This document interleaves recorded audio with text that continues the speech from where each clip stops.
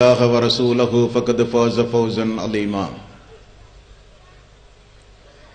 فإن خير الحديث كتاب الله وخير الهدي هدي محمد صلى الله عليه وسلم وشر الأمور محدثاتها وكل محدثة بدعة وكل بدعة ضلالة وكل ضلالة في النار. வார்த்தைகளில் சிறந்தது அல்லாஹ்வுடைய வார்த்தை என்றும், வழிகாட்டுதலில் சிறந்தது நபிகள் நாயகம் ஸல்லல்லாஹு அலைஹி வஸல்லம் அவர்களுடைய வழிகாட்டுதல் என்றும், காரியங்களில் மிக மிக கெட்டது மார்க்கங்களில் பித்அத்துகளை உண்டாக்குவது, ஒவ்வொரு பித்அத்தான காரியங்களும் வழிகேடுகள் அனைத்தும் உங்களை நரகில் கொண்டு போய் சேர்க்கும் என்று நபிகள் நாயகம் ஸல்லல்லாஹு அலைஹி வஸல்லம் அவர்கள் தங்களுடைய ஒவ்வொரு சொற்பொழிவின் துவக்கத்திலும் இந்த மனித சமுதாயத்திற்கு நினைவுறுத்தியதை சிறப்புமிக்க இந்த நல்ல சந்தர்ப்பத்தில் வந்தமர்ந்து கேட்டுக்கொண்டிருக்கின்ற, இல்லங்களில் அமர்ந்து கேட்கிற வாய்ப்பை பெற்றிருக்கின்ற உங்கள் அனைவர்களுடைய சிந்தனையிலும் அந்த நபிமொழியை ஆரம்பமாக நினைவுபடுத்தி எனதுரையை ஆரம்பம் செய்கிறேன். இணை வைத்தல், பித்அத்துகள், அனாச்சாரங்கள், மூட பழக்க வழக்கங்கள், சடங்கு சம்பிரதாயங்களை விட்டும் அமல்களை பாழாக்கி மறுமை நாளில் நரகத்திற்கு அழைத்துச் செல்லுகின்ற அனைத்து தீய எண்ணங்கள், நடவடிக்கைகளை விட்டும் நம் எல்லோரையும் அல்லாஹ் பாதுகாத்து, அல்லாஹ்வுடைய மார்க்கத்தில் சொல்லப்பட்ட சட்டதிட்டங்களுக்கேற்ப நம்முடைய வாழ்வை நாம் அமைத்து மரணிக்கும் பொழுது உண்மை முஸ்லிமாக மரணித்து மறுமை நாளில் வெற்றி பெறுகிற ஒரு கூட்டத்தில் அல்லாஹ் நம் எல்லோரையும் எழுப்பி சொர்க்கத்தில் நபிகள் நாயகம் ஸல்லல்லாஹு அலைஹி வஸல்லம் அவர்களோடு நம் அனைவர்களையும் அல்லாஹ் ஒன்று சேர்ப்பானாக. அன்பிற்கும் பாசத்திற்கும் உரிய தாய்மார்களே, சகோதரர்களே, பெரியோர்களே, அல்லாஹ்வுடைய மாபெரும் கிருபையினால் சிறப்பான அடிப்படையில் நடைபெற்றுக் கொண்டிருக்கின்ற இந்த இஸ்லாமிய கொள்கை விளக்க நிகழ்ச்சியில் மனிதன் ஏன் படைக்கப்பட்டான் என்கிற ஒரு தலைப்பு இங்கே தரப்பட்டிருக்கின்றது. மனித சமுதாயத்தை சார்ந்த நாம் ஏன் படைக்கப்பட்டோம் என்பதை மறந்து இந்த உலகத்தில் வாழ்கிற காரணத்தினால், எதற்காக வேண்டி நாம் படைக்கப்பட்டோம் என்பதை நினைவு கூறுவதற்காக வேண்டி இப்படி ஒரு தலைப்பு இங்கே தேர்வு செய்யப்பட்டிருக்கின்றது. இந்த உலகத்தில் மனிதன் கண்டுபிடித்து இருக்கின்ற ஒவ்வொரு பொருள்களுக்கும் ஒவ்வொரு காரணங்கள் உண்டு. சாதாரண ஒரு கையடக்க தொலைபேசி, மொபைல் போனை எடுத்துக்கொண்டால் கூட அது கண்டுபிடிப்பதற்குரிய காரணங்கள் உண்டு. மனிதன் அதை கொண்டு தொடர்பு கொண்டு இந்த உலகத்தில் அவன் பயன்பட வேண்டும் என்பதற்காக. எந்த ஒரு பொருளை நீங்கள் எடுத்துக்கொண்டாலும் அது எதற்காக வேண்டி இந்த உலகத்தில் தயாரிக்கப்படுகின்றதோ அதனுடைய பயன்பாடு மனிதர்களுக்கு பயன்பட வேண்டும் என்பதற்காக வேண்டி அது கண்டுபிடிக்கப்படுகின்றது. அதே போலத்தான் இந்த உலகத்தில் மனிதர்களாகிய நாமும் ஒரு காரணத்திற்காக வேண்டி படைக்கப்பட்டிருக்கின்றோம். எந்த ஒரு காரணமும் இல்லாமல் வெறுமனே உண்டு கழித்து உறங்கி உல்லாசமாக உலகத்திலே வாழ்ந்து அப்படியே மரணிப்பதற்காக வேண்டி இந்த உலகத்தில் நாம் படைக்கப்படவில்லை. நிறைய பேர்கள் அப்படித்தான் நினைத்துக் கொண்டிருக்கிறார்கள். நம்மை படைத்த அல்லாஹ் படைத்த நோக்கத்தை அவனுடைய அருள்மறையாம் திருமறை குர்ஆனிலே குறிப்பிடும் பொழுது, வமா ஹலக்துல் ஜின்ன வல் இன்ஸ இல்லா லியஅபுதூன், மனிதர்களையும் ஜின்களையும் நான் படைத்தது என்னை வணங்குவதற்கு என்று அல்லாஹ் சொல்லுகிறான். அவனை மட்டுமே வணங்குவதற்காக வேண்டி படைக்கப்பட்ட நாம் அவனை வணங்காமல் இந்த உலகத்தில் வாழ்ந்து கொண்டிருக்கிற காரணத்தினால்தான் நாம் ஏன் இந்த உலகத்தில் படைக்கப்பட்டோம், எதற்காக வேண்டி இறைவன் நம்மை படைத்தான், எந்த லட்சியத்தோடு இந்த உலகத்தில் நாம் வாழ வேண்டும் என்பதை நினைவுபடுத்துவதற்காக வேண்டி அன்பர்கள் இப்படி ஒரு தலைப்பு இங்கே தேர்வு செய்திருக்கிறார்கள். யா அய்யுஹல்லதீன ஆமனூ கூ அன்ஃபுஸக்கும் வ அஹ்லிக்கும் நாரா,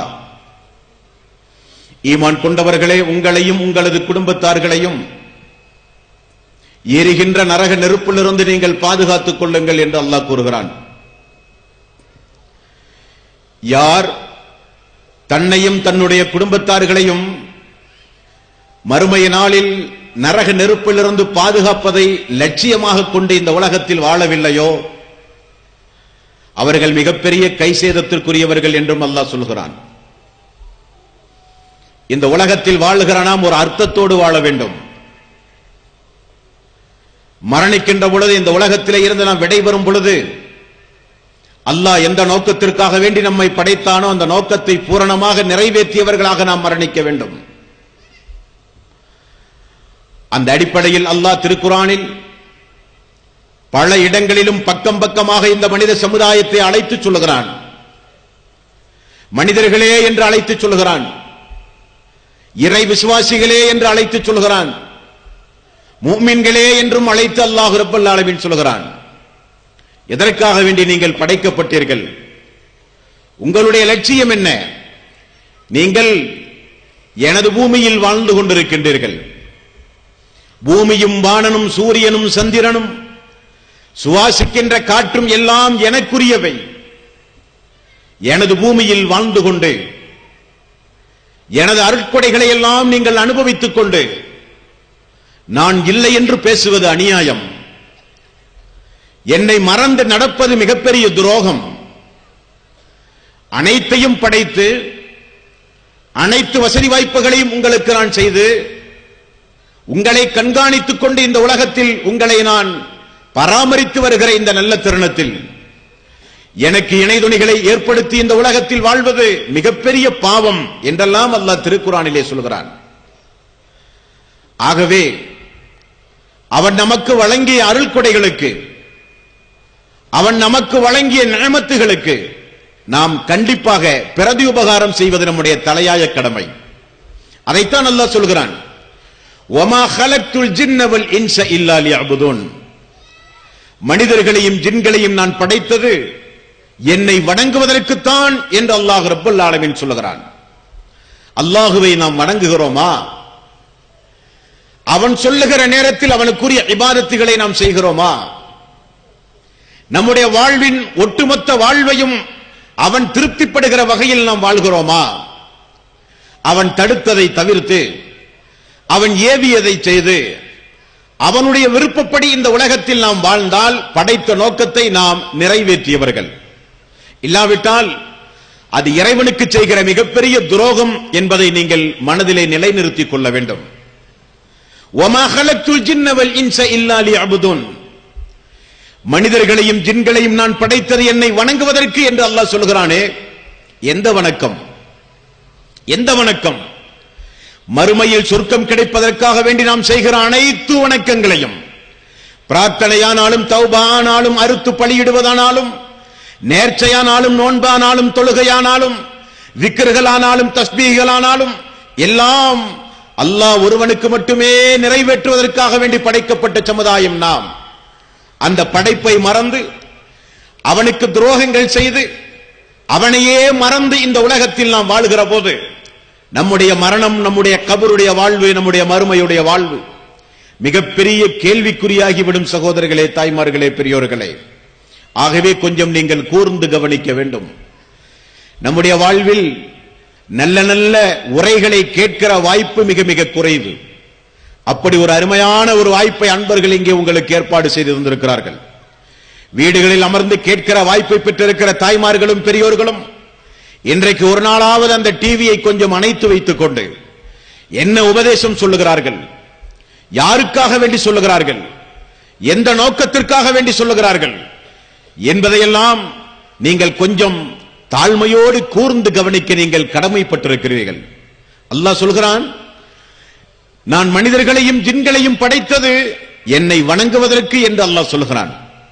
அந்த வணக்கத்தின் தலையாயதுதான் தொழுகை என்பது, ஐங்கால தொழுகை என்பது. ஃபஜ்ருடைய நேரத்திலும் லுஹருடைய நேரத்திலும் அஸர் மக்ரிப் இஷா என்று ஒரு நாளைக்கு ஐங்கால தொழுகை முஸ்லிம்களின் மீது கட்டாய கடமை. நாமெல்லாம் பள்ளி பருவத்தில் சிறு பிராயத்திலேயே இஸ்லாத்தின் 50 கடமைகளை உணர்ந்தவர்கள், மனநமிட்டவர்கள். நாமெல்லாம் 50 கடமைகளில் முதலாவது கடமை அஷ்ஹது அல்லா இலாஹ இல்லல்லாஹ், இரண்டாவது கடமை தொழுகை என்பதை நாம் சிறு பிராயத்திலேயே அறிந்தவர்கள். ஆனால் அந்த தொழுகையை பேணுகிறவர்கள் இஸ்லாமிய சமுதாயத்தில் மொத்தம் எத்தனை பேர்? நம்முடைய தெருக்களில் எல்லாம் எங்கு திரும்பினாலும் இன்றைக்கு இறை இல்லங்கள் உண்டு. ஹய்யால் ஸலாஹ் ஹய்யால் ஃபலாஹ், தொழுகையின் பக்கம் வாருங்கள், வெற்றியின் பக்கம் வாருங்கள் என்று அழைப்பு கொடுக்கப்படுகிற அதான்கள், பாங்கோசைகள் நம்முடைய வீட்டினுடைய கதவை தினசரி ஐவேள தொழுகையின் பொழுதும் நம்முடைய செவிகளிலே வந்து விழுகிறது. தாய்மார்களே, பெரியோர்களே, அந்த பாங்குக்கு பதில் சொல்கிற மனிதர்கள் இந்த மனித சமுதாயத்தில் மொத்தம் எத்தனை பேர்? தொழுகை என்பது என்ன சாதாரண இபாதத்தா? நோன்பை விட, ஜக்காத்தை விட, ஹஜ்ஜை விட தொழுகை என்கிற இபாதத் ஒரு முஸ்லிமின் அடிப்படையான கடமை என்பதை நாம் மறந்துவிடக் கூடாது. நோன்பை பொறுத்தவரையில் அந்த கடமை உடல் ஆரோக்கியமானவர்களுக்கு மட்டும்தான் கடமை. ஹஜ்ஜை பொறுத்தவரையில் யாருக்கு உடல் ஆரோக்கியமும் வசதி வாய்ப்பும் இருக்கிறதோ அவர்களுக்குத்தான் ஹஜ் கடமை. ஜக்காத் யாருக்கு கடமை? யாருக்கு அதை கொடுக்கிற வசதி வாய்ப்பு உண்டுமோ அவர்களின் மீது அது கடமை. ஆனால் தொழுகை அப்படி அல்ல. தொழுகை வசதி உள்ளவர்களுக்கும் வசதி இல்லாதவர்களுக்கும், நோயாளிகளுக்கும் ஆரோக்கியமானவர்களுக்கும், இளமை பருவத்தில் உள்ளவர்களுக்கும் முதுமை பருவத்தில் உள்ளவர்களுக்கும், ஏன் பயண நேரத்திலும் போர்க்காலங்களிலும் கூட தொழ வேண்டும் என்று வலியுறுத்தி சொல்லப்பட்ட ஒரு இபாதத் தொழுகை என்கிற ஒரு இபாதத். தொழாமல் இந்த உலகத்தில் வாழ வேண்டுமானால் ஒன்று நான் பைத்தியக்காரனாக இருக்க வேண்டும், அல்லது மாதவிலக்கு பெண்கள் கூட குறிப்பிட்ட காலத்திற்கு பிறகு மீண்டும் அவர்கள் தொழுதாக வேண்டும். பிரசவ பெண்களும் அப்படித்தான், குறிப்பிட்ட காலத்திற்கு பிறகு தொழ வேண்டிய பெண்கள். புத்தி சுவாதீனம் இல்லாமல் நல்ல புத்தி கூர்மையோடு இந்த உலகத்தில் வாழுகிற மக்கள் எல்லாம் கண்டிப்பாக தொழுகையை நிறைவேற்றி ஆக வேண்டும். தொழுகை என்கிற ஒரு இபாதத் நம்முடைய உடம்பில் ஓடுகிற ரத்தத்தை போல பிரிக்க முடியாத ஒரு இபாதத்தாக நம்முடைய வாழ்வில் அது அங்கம் வகித்திருக்க வேண்டும் என்று இஸ்லாம் சொல்லுகிறது. எந்த அளவுக்கு தொழுகை என்றால், அல்லாஹ் அவனுடைய அருள்மறையாம் திருமறை குர்ஆனில் அல்லாஹ்வுடைய ரசூல் நபிகள் நாயகம் ஸல்லல்லாஹு அலைஹி வஸல்லம் அவர்கள் வந்து இந்த தொழுகை இந்த மனித சமுதாயத்திற்கு அறிமுகம் செய்யவில்லை. நோன்பை எடுத்து பாருங்கள். சூரத்துல் பக்கரா 2வது அத்தியாயத்தின் 183வது வசனம். நோன்பை குறித்து அல்லாஹ் என்ன சொல்கிறான்? யா அய்யுஹல்லதீன ஆமனூ குத்திப அலைக்குமுஸ் ஸியாம் கமா குத்திப அலல்லதீன மின் கப்லிக்கும் லஅல்லக்கும் தத்தகுன். ஈமான் கொண்டவர்களே, உங்களுக்கு முன் இருந்தவர்களின் மீது இந்த நோன்பு எப்படி கடமையாக்கப்பட்டிருந்ததோ அதே போன்று உங்களின் மீதும் இந்த நோன்பை நான் கடமையாக்கி இருக்கிறேன் என்று அல்லாஹ் சொல்கிறான். முற்சென்ற சமுதாயம் வாழையடி வாழையாக செய்து வந்த அந்த இபாதத்தை நபிகள் நாயகம் ஸல்லல்லாஹு அலைஹி வஸல்லம் அவர்களுக்கும் அல்லாஹ் கடமையாக்கியதாக திருக்குர்ஆனிலே சொல்கிறான். அதே போலத்தான் தொழுகை. தொழுகை என்பது மக்கத்து பெருவீதியில், மதீனத்து பெருவீதியில் இறுதி தூதராக வந்த நபிகள் நாயகம் ஸல்லல்லாஹு அலைஹி வஸல்லம் அவர்கள் மட்டும் அறிமுகம் செய்த இபாதத் அல்ல அந்த இபாதத். 2வது அத்தியாயத்தின் 83வது வசனத்தை நீங்கள் படித்து பார்த்தால் தெரியும். வைது அஹ்தனா மீசாக பனி இஸ்ராயீல லா தஅபுதூன இல்லல்லாஹ். பனு இஸ்ராயீல் சமுதாயம், அந்த சமுதாய மக்களிடத்தில் நான் ஒரு வாக்குறுதி வாங்கி இருக்கிறேன் என்று அல்லாஹ் சொல்கிறான். என்ன வாக்குறுதியாம்? அல்லாஹ்வை தவிர யாரையும் நீங்கள் வணங்கக்கூடாது. வபில் வாலிதைனி இஹ்சானா, உங்களுடைய தாய் தந்தையர்கள் உறவினர்கள், வதில் இஹ்சானா வதில் குர்பா வல் யதாமா வல் மசாக்கீன வகூலு லின்னாஸி ஹுஸ்னா, உறவினர்கள், ஏழை எளியவர்கள், அனாதைகள் எல்லோரிடத்திலும் நீங்கள் நல்ல முறையில் பழக வேண்டும். மேலும் அல்லாஹ் சொல்கிறான் வஅகீமுஸ் ஸலாத் வஆத்துஸ் ஸகாத், தொழுகையை நிலைநாட்டுங்கள், ஜக்காத்து கொடுங்கள். பனு இஸ்ராயீல் சமுதாய மக்களிடத்தில் வாக்குறுதி வாங்கினேன் என்று அல்லாஹ் சொல்கிறான்.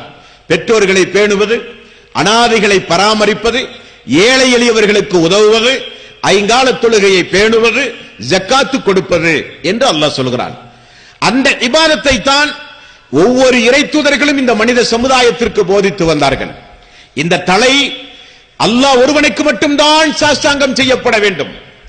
இந்த தலை இந்த பூமியில் சாய்க்கப்பட வேண்டுமானால் அது அல்லாஹுவால் படைக்கப்பட்ட எந்த ஒரு உயிருள்ள உயிரற்ற எந்த ஒன்றுக்கும் இந்த தலை சாய்க்கப்பட்டால் அது அல்லாஹ்வுக்கு செய்கிற துரோகம் என்பதை மறந்துவிடக் கூடாது. அப்படி அல்லாஹ்வுக்கு மட்டுமே செய்கிற அந்த தொழுகை என்கிற அந்த இபாதத் காலம் காலமாக முற்சென்ற சமுதாயத்திற்கெல்லாம் கடமையாக்கப்பட்ட அந்த இபாதத் இந்த மனித சமுதாயத்திற்கும் அல்லாஹ் அவனுடைய அருள்மறையாம் திருமறை குர்ஆனிலே கடமையாக்கியதிலே இருந்து அந்த தொழுகை என்பது எவ்வளவு பெரிய முக்கியத்துவம் வாய்ந்த இபாதத் என்பதை நீங்கள் புரிந்து கொள்ள வேண்டும். இரண்டாவது அத்தியாயம் 43வது வசனம், வஅகீமுஸ் ஸலாத் வஅத்துஸ் ஸகாத் வர்கஉ மஅர் ராக்கிஈன். தொழுகையை நிறைவேற்றுங்கள், ஜகாத் கொடுங்கள், ருக்கூ செய்பவர்களோடு சேர்ந்து நீங்களும் ருக்கூ செய்யுங்கள். இது போன்ற திருக்குர்ஆனில் 200க்கும் மேற்பட்ட வசனங்களை நீங்கள் பார்க்கலாம். மூமின்களே, நீங்கள் தொழுகையை பேணி வாருங்கள். கத் அஃப்லஹல் முஃமினூன், மூமின்கள் வெற்றி பெற்றார்கள் என்று சொல்லப்படுகிற அத்தியாயத்தினுடைய துவக்கத்தில் நீங்கள் பார்க்கலாம். அவர்கள் தொழுகையை பேணுவார்கள், ஜகாத் கொடுப்பார்கள். 6வது அத்தியாயத்தின் 93வது வசனத்தில் அல்லாஹ் ரப்பல் ஆலமீன் சொல்கிறான், வல்லதீன யுமினூன பில் ஆகிரத்தி யுமினூன பிஹி வஹும் அலா ஸலாத்திஹிம் யுஹாஃபிலூன். மறுமையை நம்புகிற மக்கள் தொழுகையை பேணுவார்கள். நீங்கள் மறுமையை நம்புகிற மக்களாக இருந்தால் இறந்த பிறகு ஒரு வாழ் உண்டு. வத்தகு யௌமன் துர்ஜஊன ஃபீஹி இலல்லாஹ். அந்த நாளை நீங்கள் பயந்து கொள்ளுங்கள். அந்த நாளில் நீங்கள் அனைவரும் அல்லாஹ்வினுடைய முன்னிலையில் ஒன்று சேர்க்கப்படுவீர்கள் என்று அல்லாஹ் சொல்லுகிறானே, அதை நம்புகிற முஸ்லிம்களாக நீங்கள் இருந்தால் அல்லாஹ் சொல்கிறான், வல்லதீன யுமினூன பில் ஆகிரத்தி யுமினூன பிஹி வஹும் அலா ஸலாத்திஹிம் யுஹாஃபிலூன். நிச்சயமாக மறுமையை நம்புகிற மக்கள் தொழுகையை பேணுவார்கள், தொழுகையை நிலைநிறுத்துவார்கள் என்றும் அல்லாஹ் அவனுடைய அருள்மறையாம் திருமறை குர்ஆனிலே சொல்லுகிறான். நீங்கள் தொழுகையின் மூலம் நற்கர்மங்களை பேணி மறுமைக்காக வேண்டி எதை முற்படுத்தி அனுப்பினீர்களோ அதை நிச்சயம் அந்த நாளிலே நீங்கள் காண்பீர்கள் என்று சொல்லுகிற போது 2வது அத்தியாயத்தின் 110வது வசனத்தில் அல்லாஹ் இப்படி சொல்கிறான், வஅகீமுஸ் ஸலாத்த வஆத்துஸ் ஸகாத்த வமா துகத்திமு லி அன்ஃபுசிக்கும் மின் கைரின் தஜிதூஹு இன்தல்லாஹ். அல்லாஹ்வுக்காக வேண்டி நீங்கள் செய்து அனுப்பிய நற்செயல்களில் தொழுகை, ஜகாத் போன்ற நற்கர்மங்களை நிச்சயம் நீங்கள் மறுமை நாளிலே பார்ப்பீர்கள் என்றும் அல்லாஹ் தொழுகையை வலியுறுத்தி கூறுகிறான். அன்பர்களே, நீங்கள் பயபக்தி உடையவர்களாக இருந்தால், ஆரம்பத்தில் அல்லாஹ் சொன்னான், நீங்கள் மறுமையை நம்புகிற மக்களாக இருந்தால் அவர்கள் நிச்சயம் தொழுவார்கள் என்று அல்லாஹ் சொன்னான். சூரத்துல் பக்ரா 2வது அத்தியாயத்தின் 3வது வசனத்தில் அல்லாஹ் சொல்கிறான், பயபக்தி உடையவர்களாக இருந்தால் நீங்கள் தொழுவீர்கள். பயபக்தி உடையவர்களாக இருந்தால் நீங்கள் தொழுவீர்கள். அலிஃப் லாம் மீம் ஸாலிகல் கிதாபு லா ரைப ஃபீஹி ஹுதல் லில் முத்தகீன். நீங்கள் முத்தகீன்களாக இருந்தால் அந்த திருக்குர்ஆன் உங்களுக்கு நேர்வழி காட்டும். அந்த முத்தகீன்கள் யார் என்றால் மறுமையை நம்புவார்கள், தொழுகையை நிலைநிறுத்துவார்கள், ஜகாத் கொடுப்பார்கள் என்றும் அல்லாஹ் திருக்குர்ஆனிலே சொல்லுகிறான். ஆக திருக்குர்ஆன் நெடுகிலும் நீங்கள் பார்க்கலாம், இது முற்சென்ற சமுதாயத்திற்கு கடமையாக்கப்பட்ட ஒரு இபாதத். மூமின்கள் கண்டிப்பாக நிறைவேற்ற வேண்டிய இபாதத், 50 கடமைகளில் ஒன்றான ஒரு இபாதத், எல்லோரும் நிறைவேற்ற வேண்டிய ஒரு இபாதத். அந்த இபாதத் நிச்சயம் இறை விசுவாசிகள் பேணுவார்கள், மறுமையை நம்புகிற மக்கள் பேணிக் கொண்டிருப்பார்கள். பயபக்தியுடையவர்களுடைய லட்சணமாக அல்லாஹ் குறிப்பிடும் போது அவர்கள் நிச்சயம் தொழுகையை பேணுவார்கள் என்றும் அவனுடைய அருள்மறையாம் திருமறை குர்ஆனிலே சொல்கிறான். 9வது அத்தியாயம் 18வது வசனத்தில் அல்லாஹ் குறிப்பிடுகிறான், அல்லாஹ்வுடைய பள்ளியை யார் நிர்வாகம் செய்ய வேண்டும் தெரியுமா? தொழாதவர்கள் அல்ல, வட்டியோடு தொடர்புடையவர்கள் அல்ல, ஹராம் ஹலால்களை பேணி நடக்காதவர்கள் அல்ல, மறுமையை நம்பாதவர்கள் அல்ல, நல்லொழுக்கம் இல்லாதவர்கள் அல்ல. அல்லாஹ்வுடைய வீடு பள்ளிவாயில். அந்த பள்ளிவாயிலை யார் பேண வேண்டும் என்பதை அல்லாஹ் அவனுடைய அருள்மறையாம் திருமறை குர்ஆனில் குறிப்பிடும் போது 9வது அத்தியாயத்தின் 18வது வசனத்தில் அல்லாஹ் சொல்கிறான், இன்னமா யஅமுரு மசாஜிதல்லாஹி மன் ஆமன பில்லாஹி வல் யௌமில் ஆகிர் வ அகாமஸ் ஸலாத் வ ஆத்தஸ் ஸகாத் வ லம் யஅஸ இல்லல்லாஹ். அவர்கள் அல்லாஹ்வின் மீது நம்பிக்கை வைத்திருப்பார்கள், இறுதி நாளை நம்புவார்கள், ஐங்கால தொழுகையை பேணுவார்கள், ஜகாத்தை கொடுப்பார்கள், அல்லாஹ்வை தவிர யாரையும் அஞ்ச மாட்டார்கள். இவர்கள்தான் அல்லாஹ்வுடைய பள்ளியை நிர்வாகம் செய்வதற்கு தகுதி படைத்தவர்கள் என்று அல்லாஹ் திருக்குர்ஆனிலே சொல்லுகிறான். பள்ளியினுடைய தலைவர்களானாலும், பள்ளியினுடைய முத்துவள்ளியானாலும், பள்ளியினுடைய பொறுப்பாளர்கள், செயலாளர்கள், பொருளாளர்கள் ஆனாலும் அவருடைய முதல் தகுதி ஜக்காத்து கொடுக்கக்கூடியவர்களாக இருக்க வேண்டும். ஐங்கால தொழுகையை பேணக்கூடியவர்களாக இருக்க வேண்டும். மறுமையை நம்புகிற மக்களாக இருக்க வேண்டும். அல்லாஹுவை முழுக்க முழுக்க அஞ்சி அவனை சார்ந்திருக்கிற மக்கள் தான் அல்லாஹ்வுடைய பள்ளியையே நிர்வாகம் செய்ய வேண்டும் என்று அல்லாஹ் சொல்லுகிற அளவுக்கு முக்கியத்துவம் வாய்ந்த இபாதத் இந்த இபாதத். இது என்ன சாதாரணமான வணக்க வழிபாடா? இது என்ன நினைத்தால் செய்து அல்லது நினைத்தால் விட்டுவிடுகிற இபாதத்தா இந்த இபாதத்? நம்முடைய சமுதாயத்திலே இன்றைக்கு பார்க்கிறோம், நிறைய பேர்கள் இந்த தொழுகையை இன்றைக்கு பாழாக்கி கொண்டிருக்கிறார்கள். ஏதோ ஒரு வகையில் நாம் தொழுதிருக்கிறோம் என்கிற திருப்தியோடு தான் இந்த உலகத்தில் வாழ்கிறார்களே தவிர, முறைப்படி இஸ்லாம் சொன்ன அடிப்படையில் அந்த தொழுகையை பேணுகிற மக்கள் இந்த சமுதாயத்தில் மொத்தம் எத்தனை பேர்? கொஞ்சம் யோசித்து பாருங்கள். காலையிலிருந்து இரவு வரை கடுமையாக உழைத்து சம்பாதிக்கின்ற நமக்கு அல்லாஹ் என்ன சொல்கிறான்?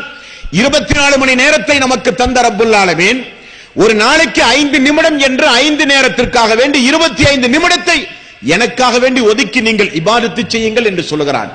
ஒரு நாளைக்கு 24 மணி நேரத்தை நமக்கு தந்து 25 நிமிடம் மட்டும் எனக்காக வேண்டி இபாதத்து செய்யுங்கள் என்று அல்லாஹ் சொல்கிறானே, அவனை மறந்து நடந்தால் நியாயமா? நாமெல்லாம் முஸ்லிமா? நாமெல்லாம் என்ன நினைக்கிறோம் என்றால், வாரத்திற்கு ஒரு முறை வெள்ளிக்கிழமையோ, வருடத்திற்கு ஒரு முறை ரமலானுடைய காலங்களிலோ, பெருநாளுடைய நாட்களிலோ தொழுது விட்டால் நாம் எல்லாம் முஸ்லிம் என்று நினைக்கிறோம். அது தவறு. நம்மையும் அறியாமல் இஸ்லாத்தை விட்டு வெளியேறிய நிலையில் நாம் மரணிக்க வேண்டிய சூழ்நிலை ஏற்படும். அல்லாஹ் நம்மை அதிலிருந்து காப்பாற்ற வேண்டும். அதுபோக நிறைய சகோதரர்களை நாம் பார்க்கிறோம், இசாவுடைய நேரத்தில் எல்லா தொழுகைகளையும் வந்து சேர்த்து தொழுகிற ஒரு கலா என்கிற ஒரு பெயரில் தொழுகையை வீணடித்து தொழுகிற மக்களையும் நாம் பார்க்கிறோம். அப்படி அல்ல. தொழுகை என்பது குறித்த நேரத்தில் நமக்கு கடமையாக்கப்பட்ட இபாதத். அல்லாஹ் எப்பொழுது சொல்லுகிறானோ அப்பொழுது தொழ வேண்டிய இபாதத் அந்த இபாதத். நமக்கு எப்பொழுது நேரம் கிடைக்கிறதோ அப்பொழுது தொழுகிற தொழுகை அல்ல அந்த தொழுகை. ஆகவே தொழுகை விஷயத்தில் மிகுந்த அக்கறையோடு கவனத்தோடு நாம் ஒவ்வொருவரும் இருக்க வேண்டும். தொழுகை தனிப்பட்ட மனிதர்களின் மீது மட்டும் கடமை அல்லையாம். அல்லாஹ் சொல்கிறான் 20வது அத்தியாயத்தின் 132வது வசனத்தில் அல்லாஹ் கூறும்போது, வஅமுர் அஹ்லக பிஸ்ஸலாஹ், உங்களுடைய குடும்பத்தாரையும் தொழுமாறு நீங்கள் ஏவுங்கள். நீங்கள் தொழுதால் மட்டும் போதாது. நம்முடைய குடும்பத்தில் இன்றைக்கு பார்க்கிறோம், ஆண் மக்கள் தொழுகிறார்கள், மனைவிகள் தொழுவதில்லை. 2 சாராரும் கணவனும் மனைவியும் தொழுதால் பிள்ளைகள் தொழாதவர்களாக இருக்கிறார்கள். பிள்ளைகளும் சேர்ந்து தொழுதால் பெற்றோர்கள், தாய் தந்தையர்கள் தொழாதவர்களாக இருக்கிறார்கள். நம்முடைய பாதை ஒன்று, நம்முடைய குடும்பத்திற்குடைய பாதை வேறொன்று. பிள்ளைகளுடைய பாதை ஒன்று, பெற்றோர்களுடைய பாதை வேறொன்று. சகோதரனுடைய பாதை ஒன்று, சகோதரியுடைய பாதை வேறொன்று. அப்படி அல்ல. இது குடும்பம் குடும்பமாக நிறைவேற்ற வேண்டிய ஒரு இபாதத். குடும்பம் குடும்பமாக நிறைவேற்ற வேண்டிய ஒரு இபாதத். வஅமுர் அஹ்லக பிஸ்ஸலாஹ், நீங்கள் உங்களுடைய குடும்பத்தாருக்கு நபியே அந்த தொழுகையை ஏவுங்கள் என்று அல்லாஹ் திருக்குர்ஆனிலே சொல்கிறான். நபிகள் நாயகம் ஸல்லல்லாஹு அலைஹி வஸல்லம் அவர்கள் சொன்னார்கள், உங்களுடைய பிள்ளை 7 வயதை அடைந்தால் அந்த பிள்ளைக்கு தொழுகையை ஏவுங்கள். அந்த பிள்ளை 10 வயதை அடைந்தால் அந்த பிள்ளைக்கு தொழுகையை கற்றுக் கொடுங்கள். தொழாவிட்டால் கட்டாயப்படுத்தி தொழுகைக்கு நீங்கள் அழைத்து செல்லுங்கள் என்று நபிகள் நாயகம் ஸல்லல்லாஹு அலைஹி வஸல்லம் அவர்கள் கூறினார்கள். நம்முடைய பிள்ளைகளை நாம் எப்படி வளர்க்கிறோம் கொஞ்சம் யோசித்து பாருங்கள். நாம் பெற்று வளர்த்தி ஆளாக்குகிற நம்முடைய மக்களை 7 வயதிலேயே வமா ஹலக்துல் ஜின்ன வல் இன்ஸ இல்லா லியஅபுதூன், மனிதர்களையும் ஜின்களையும் நான் படைத்தது என்னை வணங்குவதற்கு என்று அல்லாஹ் சொல்கிறானே, அந்த வணக்கத்தை நிறைவேற்றுகிற பிள்ளையாக நம்முடைய மக்கள் வளர வேண்டும் என அக்கறை செலுத்தி வளர்த்துகிற பெற்றோர்கள் நம்முடைய குடும்பத்தில் எத்தனை பேர்கள்? டியூஷனுக்கு செல்லாவிட்டால் அதட்டுகிறோம், காலை மாலை ஸ்கூலுக்கு செல்லாவிட்டால் அடிக்கிறோம், அவனுக்கு உணவு கொடுக்க மறுக்கிறோம், தகாத வார்த்தைகளை கொண்டு ஏசுகிறோம், அடிக்கிறோம், துன்புறுத்துகிறோம். உலக கல்வி அவன் படிக்கவில்லை என்பதற்காக. ஆனால் நபிகள் நாயகம் ஸல்லல்லாஹு அலைஹி வஸல்லம் அவர்கள் சொன்னார்கள், 7 வயதை அடைந்தால் பிள்ளைக்கு தொழுகையினுடைய முறையை போதனை செய்யுங்கள். மகனே, நம்மை அல்லாஹ் ரப்பல் ஆலமீன் இந்த உலகத்தில் படைத்ததே அவனுக்கு வணக்க வழிபாடு செலுத்துவதற்குத்தான். உண்டு கழித்து உறங்கி சுகித்து இந்த உலகத்தில் வாழ்ந்து மரணிப்பதற்காக வேண்டி நம்மை அல்லாஹ் ரப்பல் ஆலமீன் படைக்கவில்லை. உலகத்தில் உயிர் வாழ்ந்தால் உண்ண வேண்டும் தான், சம்பாதிக்க வேண்டும் தான். அதுவல்ல மகனே லட்சியம். நம்முடைய லட்சியம் அல்லாஹ் நமக்கு ஒன்று உண்டு. அவன் ஐங்கால தொழுகையை நமக்கு கடமையாக்கி இருக்கிறான். அந்த கடமையை முறைப்படி நிறைவேற்ற வேண்டியது நம்முடைய தலையாய கடமை என்று சொல்லி சிறு பிராயத்திலேயே பெற்றோர்களாகிய நாம் நம்முடைய மக்களை பள்ளிக்கு அழைத்து வந்து பள்ளியோடு ஒரு தொடர்பு வைக்க வேண்டும் என்று சொன்ன மார்க்கத்தில் எத்தனை பேர்கள் நம்முடைய குடும்பங்களில் நம்முடைய மக்களை அப்படி வளர்த்துகிறோம். 7 வயதை அடைந்தால் தொழுகையை போதியுங்கள், 10 வயதை அடைந்தால் தொழாவிட்டால் அடியுங்கள் என்றார்கள் நபிகள் நாயகம் ஸல்லல்லாஹு அலைஹி வஸல்லம் அவர்கள். அன்பர்களே, தொழுகை என்பது எந்த அளவுக்கு முக்கியத்துவம் வாய்ந்த ஒரு இபாதத் என்பதை நீங்கள் புரிந்து கொள்ள வேண்டுமானால் நபிகள் நாயகம் ஸல்லல்லாஹு அலைஹி வஸல்லம் அவருடைய வீடும் அவருடைய பள்ளியும் ஒரே காம்பவுண்ட், ஒரே வளாகத்தில் இருந்தது. அல்லாஹ்வுடைய ரசூலுடைய வீடு மஸ்ஜித் நபவி என்கிற பள்ளி. ரசூலுல்லாஹி ஸல்லல்லாஹு அலைஹி வஸல்லம் அவர்களுக்கு இறுதி காலகட்டத்தில் நோய்வாய் ஏற்பட்டது. நோய்வாய் ஏற்பட்டது. எந்த அளவுக்கு நோய்வாய் ஏற்பட்டது என்றால் அது ஒரு இசாவுடைய நேரம். புகாரி என்கிற நபிமொழி தொகுப்பில் தொழுகையுடைய பாடத்திலே நீங்கள் பார்க்கலாம். இசாவுடைய நேரம் வந்தவுடன் அல்லாஹ்வுடைய ரசூல் நமக்காக வேண்டி தொழ வைக்க வருவார்கள் என நினைத்து மக்கள் எல்லாம் மஸ்ஜித் நபவியில் கொன்று கூடினார்கள். ஜமாத்துடைய நேரத்தில் ரசூலுல்லாஹி ஸல்லல்லாஹு அலைஹி வஸல்லம் அவர்களை காணவில்லை. இசாவுடைய நேரம் வந்தவுடன் நபிகள் நாயகம் ஸல்லல்லாஹு அலைஹி வஸல்லம் அவர்கள் மனைவி ஆயிஷா அவர்களிடத்தில் ஒது செய்ய எனக்கு தண்ணீர் எடுத்து வையுங்கள் என்றார்கள். ஆயிஷா ரலியல்லாஹு அன்ஹா ஒது செய்ய தண்ணீர் எடுத்து வைத்த போது நபிகள் நாயகம் ஸல்லல்லாஹு அலைஹி வஸல்லம் எழுந்து ஒது செய்ய முற்பட்ட போது மயக்கமுற்று கீழே விழுந்து விட்டார்கள். கூர்ந்து நீங்கள் கவனிக்க வேண்டும். மயக்கமுற்று கீழே விழுந்தவுடன் தான் ரசூலுல்லாஹி ஸல்லல்லாஹு அலைஹி வஸல்லம் அவர்களுக்கு தெரிந்தது, இனி நம்மால் எழுந்து நிற்க முடியாது, நம்மால் இனி சுயமாக நடக்க முடியாது, நம்மால் இனி மக்களுக்கு இமாமத்து செய்ய முடியாது என்பதை ரசூலுல்லாஹி ஸல்லல்லாஹு அலைஹி வஸல்லம் உணர்ந்தார்கள். சிறிது நேரம் பொறுத்து மீண்டும் அல்லாஹ்வுடைய ரசூல் நினைவு வந்தவுடன் ஆயிஷா மக்கள் எல்லாம் தொழுது விட்டார்களா என்று கேட்டார்கள். இல்லை யா ரசூலல்லாஹ், உங்களை எதிர்பார்த்து மக்கள் இருக்கிறார்கள், உடனே எனக்கு ஒது செய்ய தண்ணீர் எடுத்து வையுங்கள். மீண்டும் 2வது முறை ஒது செய்ய எழுந்தபோது 2வது முறையும் ரசூலுல்லாஹி ஸல்லல்லாஹு அலைஹி வஸல்லம் மயக்கமுற்று கீழே விழுந்தார்கள். 3வது முறை கண் விழித்து கேட்டார்கள், மக்கள் தொழுது விட்டார்களா? இல்லை, எனக்கு ஒது செய்ய ஏற்பாடு செய்யுங்கள். 3வது முறையும் மயக்கமுற்று கீழே விழுந்தவுடன் நபிகள் நாயகம் ஸல்லல்லாஹு அலைஹி வஸல்லம் இனி நம்மால் எழுந்து நிற்க முடியாது என்பதை உணர்ந்து, ஆயிஷா, உங்களுடைய தந்தை அபூபக்கர் அவர்களை அழைத்து மக்களுக்கு இமாமத்தாக அந்த இசாவுடைய தொழுகையை நடத்துங்கள் என கட்டளை பிறப்பித்தார்கள். ஆயிஷா ரலியல்லாஹு அன்ஹா அவர்கள் சொன்னார்கள், யா ரசூலல்லாஹ், எனது தந்தை நீங்கள் நின்று மக்களுக்கு தொழுகை நடத்தி அந்த முஸல்லாவில் எனது தந்தை நின்று தொழுகை நடத்தினால் வசனங்கள் ஓதுகிற பொழுது அழுவார்களே யா ரசூலல்லாஹ் என்று சொன்னபோது, இல்லை, உங்களுடைய தந்தை தான் மக்களுக்கு இமாமாக நிறுத்த வேண்டும் என்று சொன்னவுடன் அல்லாஹ்வுடைய ரசூலுடைய கட்டளைக்கு இணங்க அபூபக்கர் சித்திக் ரலியல்லாஹு அன்ஹு முதலில் தன்னுடைய வாழ்நாளில் மஸ்ஜித் நபவியில் அல்லாஹ்வுடைய ரசூல் உயிரோடு இருக்கிற காலத்திலேயே மக்களுக்கு இசாவுடைய தொழுகை நடத்தினார்கள். தக்பீரில் மக்கள் எல்லாம் அந்த அபூபக்கர் சித்திக் அவர்களை பின்தொடர்ந்து நின்று கொண்டிருக்கிற காட்சியை வீட்டினுடைய திரைச்சீலையை அகற்றி ரசூலுல்லாஹி ஸல்லல்லாஹு அலைஹி வஸல்லம் அவர்கள் பார்த்து சிரித்தார்கள். 3வது முறை மயக்கமுற்று எழுந்து அவர் பார்த்த காட்சி அந்த காட்சி. மக்கள் எல்லாம் ஜமாத்தோடு சேர்ந்து தொழுகை நடத்தும் போது நோய்வாய்ப்பட்டு வீட்டிலே கிடப்பது நியாயமல்ல என்பதை உணர்ந்து ஃபதல் இப்னு அப்பாஸ் அவர்களையும் அலி ரலியல்லாஹு அன்ஹு அவர்களையும் உடனே அழைத்தார்கள் ரசூலுல்லாஹி ஸல்லல்லாஹு அலைஹி வஸல்லம். இருவரும் ஓடி வந்தார்கள். என்னை பள்ளிக்கு நீங்கள் தூக்கிச் செல்லுங்கள் என்றார்கள் ரசூலுல்லாஹி ஸல்லல்லாஹு அலைஹி வஸல்லம். என்னை பள்ளிக்கு நீங்கள் தூக்கிச் செல்லுங்கள் என்றார்கள் அல்லாஹ்வுடைய ரசூல். ஆயிஷா ரலியல்லாஹு அன்ஹா அவர்கள் குறிப்பிடுகிறார்கள், ஃபதல் இப்னு அப்பாஸ் அவர்களுடைய தோளிலும் அலி அவர்களுடைய தோளிலும் அல்லாஹ்வுடைய ரசூலுடைய கை இருந்தது. 2 பேரும் ரசூலுல்லாஹி ஸல்லல்லாஹு அலைஹி வஸல்லம் அவர்களை நடத்தி செல்லவில்லையாம், தூக்கிச் சென்றார்கள் பள்ளிக்கு. அவருடைய பெருவிரல் பூமியிலே கோடு போட்டு சென்றதை நான் இன்றைக்கும் நான் பார்த்ததை போல் இருக்கிறது என்றார்கள் ஆயிஷா ரலியல்லாஹு அன்ஹா அவர்கள்.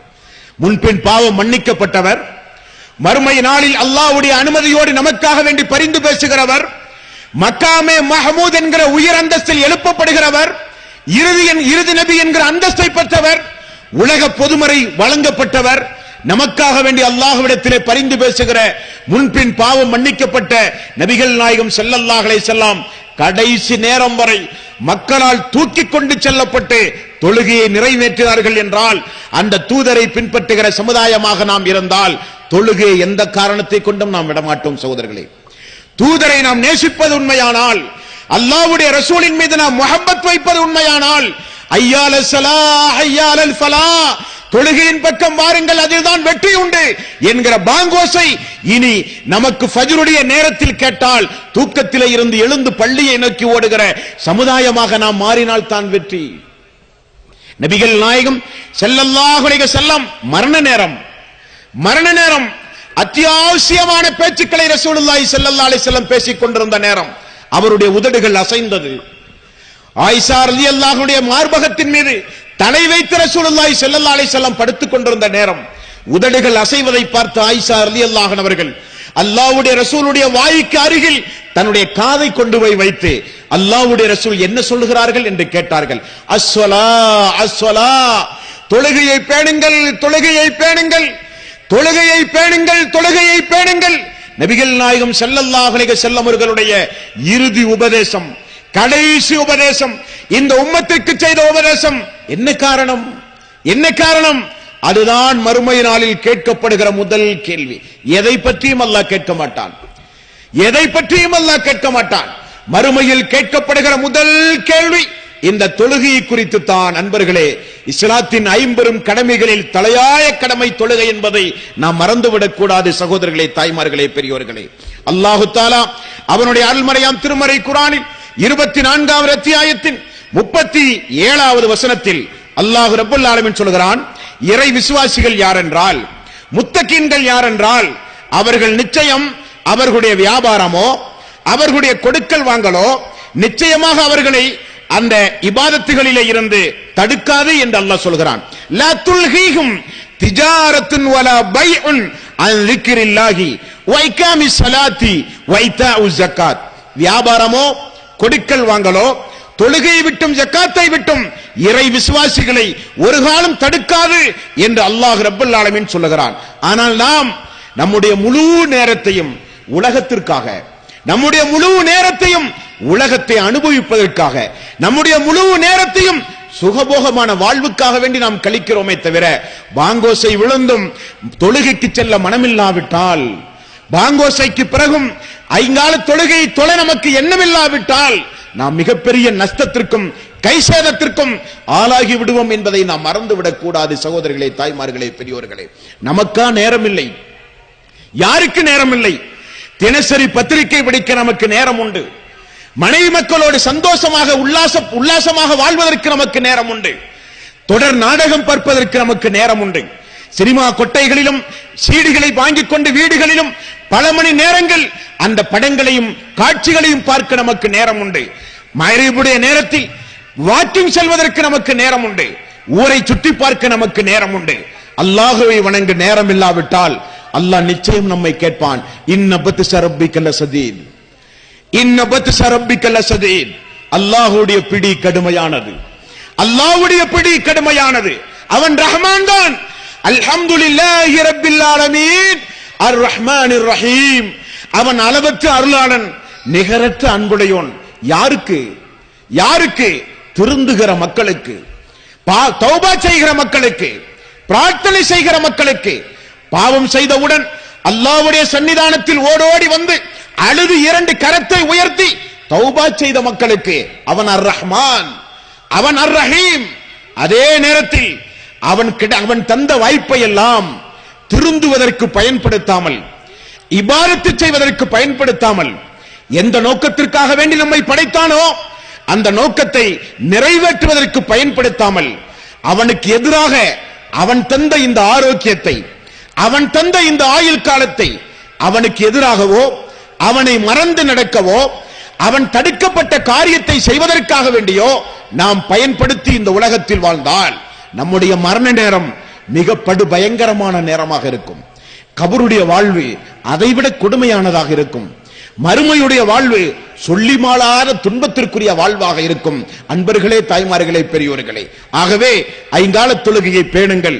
அந்த தொழுகை நிச்சயம் நமக்கு மிகப்பெரிய பாக்கியத்தை பெற்றுத் தருகிற ஒரு இபாதத் என்பதை நாம் மறந்துவிடக் கூடாது.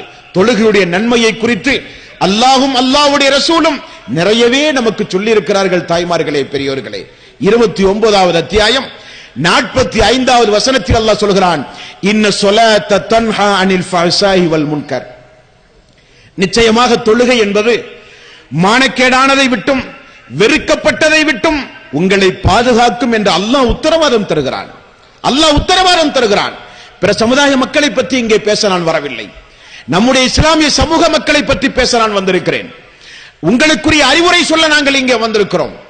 இஸ்லாமிய சமுதாயத்தில் இன்றைக்கு ஒழுக்கக்கேடுகள் சொல்லி மாளாது. மானக்கேடான காரியம் நிறையவே தாராளமாக நடக்கின்றது. என்ன காரணம்? தொழுகையை புறக்கணித்த காரணம், தொழுகையை திரும்பி பார்க்காத காரணம், தொழுகையை வீணடித்ததனால் ஏற்பட்ட விளைவு. இந்த சமுதாயத்தில் இன்றைக்கு ஒழுக்கக்கேடுகள் அதிகம்.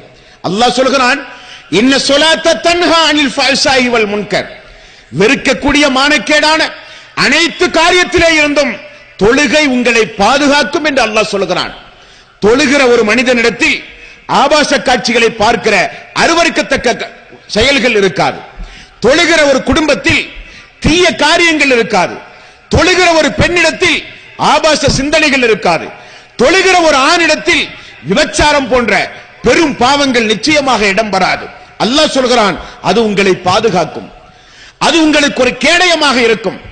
ஃபஜ்ருடைய தொழுகை 4-5 மணி நேரத்திற்கு பிறகு மீண்டும் ஒரு 6-7 மணி நேரத்தில் லுஹருடைய தொழுகை, மீண்டும் ஒரு 2 மணி நேரத்தில் அஸருடைய தொழுகை, மீண்டும் ஒரு 2 மணி நேரத்தில் மக்ரிபுடைய தொழுகை, மீண்டும் ஒரு 1.5 மணி நேரத்தில் ஃபஜ்ருடைய தொழுகை. இப்படி ஐங்கால தொழுகையை பள்ளிவாசலில் பாங்கோசை கேட்டவுடன் பள்ளியிலே ஜமாத்தை நோக்கி நீங்கள் சென்று தொழுது பாருங்களேன். அது எந்த அளவுக்கு உங்களை பக்குவப்படுத்துகிறது, இறையச்சத்தை ஏற்படுத்துகிறது, ஈமானுக்கு ஒரு உரமாக ஈமானை அதிகரிக்க பயன்படுகிறது என்பதை நீங்கள் நிச்சயம் உணர்வீர்கள். உணர்ந்ததனால் நாங்கள் பேசுகிறோம். தாய்மார்களே, பெரியோர்களே, தொழுகையை விட்டு விடாதீர்கள். மறுமை நாளில் அல்லாஹ் ரப்பல் ஆலமீன் 4 கேள்விகள் கேட்பானாம். அந்த கேள்விக்கு பதில் சொல்லாதவரை யாருடைய காலும் மறுமை நாளிலே நகராது என்றார்கள் ரசூலுல்லாஹி ஸல்லல்லாஹு அலைஹி வஸல்லம். தெரியுமா உங்களுக்கு என்ன வாழ்வு இந்த வாழ்வு? வமா ஹலக்துல் ஜின்ன வல் இன்ஸ இல்லா லியஅபுதுன்.